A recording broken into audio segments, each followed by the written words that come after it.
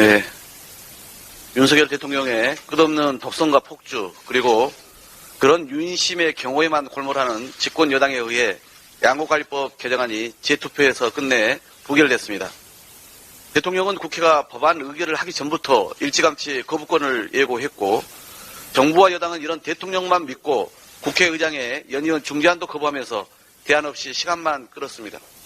결국 국회가 법안을 처리하자 여당은 바로 거부권 행사를 건의했고, 이에 대통령이 법안을 재표결해달라는 거부권을 수용하자 황당하게도 자신들이 요구해왔던 재표결에 임할 수 없다는 생억지까지 부렸습니다. 무책임한 갈짓자 행보로 용산 하수인의 끝판왕을 보여준 국민의힘을 강력히 규탄하지 않을 수 없습니다. 그동안 수차례 여론조사에서 확인했듯 국민은 대통령의 거부권이 잘못됐다고 지적했고, 법안에 대한 찬성 의견이 훨씬 높았습니다. 하지만 끝내 윤석열 대통령과 여당은 쌀값 폭락을 방지하고 예방하기 위한 각계의 노력과 양보, 논의 과정과 민주적 절차를 완전한 수포로 만들었습니다. 국민의 절박한 생존권 앞에서 밥 한 공기 더 먹기를 대안으로 내세우던 집권당, 개전 휴업 상태인 민생 119는 즉시 폐업 선언하기 바랍니다. 민생 법안마저 정략적으로 거부하는 여당은 민생을 운운할 자격이 없습니다. 민주당은 이대로 포기하지 않겠습니다. 후속 입법을 통해 반드시 양곡관리법을 정상화할 것입니다. 어제 본회의에서 또 국회의장이 간호법을 안건으로 상정해 주지 않아 결국 처리되지 못했습니다. 깊은 유감을 표합니다. 지난달 30일 처리됐어야 할 법안임에도 정부 여당의 시간을 더 주자는 의장의 제안을 민주당은 기꺼이 수용해서 기다려왔습니다.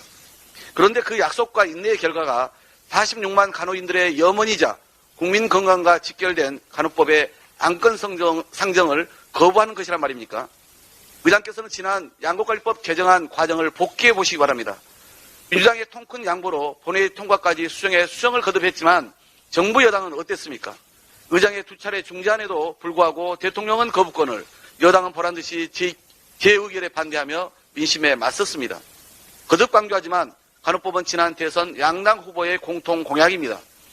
오랜 시간 상임위에서 충분히 숙의해서 의결했고 국민으로부터 공감대도 얻은 민생 법안입니다.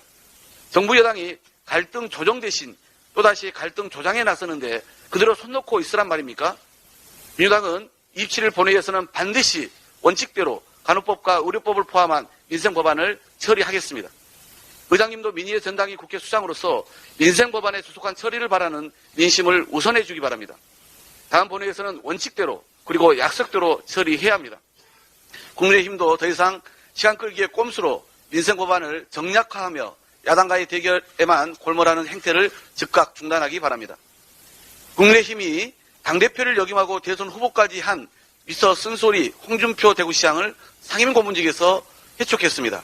당원 당규에도 없는 상임고문 해촉도 처음 들어봤지만 이미 대구시장 때 임명해놓고선 시장 겸임이 관리에 맞지 않아 해촉했다는 변명도 참으로 공색합니다. 막말을 자정하고 성찰하겠다며 중진 연석회의까지 열었지만 김재원, 조수진, 태영호 최고위원은 그대로 둔 채 결론은 김기현 대표와 각을 세워온 홍준표 대구시장의 상임고문직 박탈이었습니다. 존재감은커녕 바람 빠진 풍선처럼 쪼그라든 리더십과 지지도를 의식하느라 민생 핑계로 연일 먹방만 찍던 김기현표 첫 작품인 셈입니다.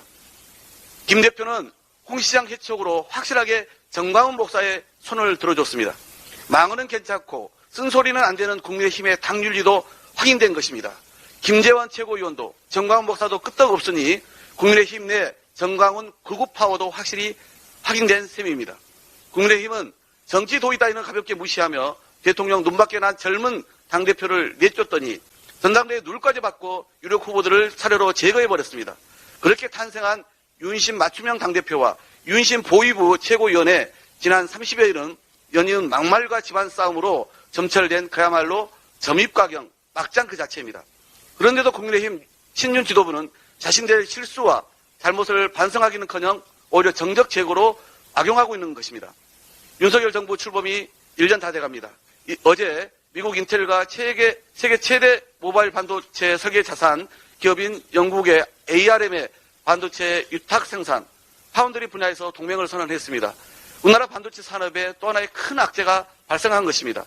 지금 강원도를 포함해 전국 곳곳에 산불로 피해 입은 이재민들, 대일구력외교와 혈맹 미국 정보기관의 대통령실 도청 등 윤석열 정부에 잇따른 외교 참사까지 나라 안팎의 어려움이 헤아릴 수 없는 지경입니다. 그런데 국민의힘은 언제까지 집안 싸움이나 하며 권력 다툼에 빠져 있을 것입니까? 지금 집권 여당이 해야 할 일은 산적한 민생 현안을 신속히 해결하는 것입니다. 부디 경제 위기로 고통받는 국민의 목소리에 귀 기울이기 바랍니다.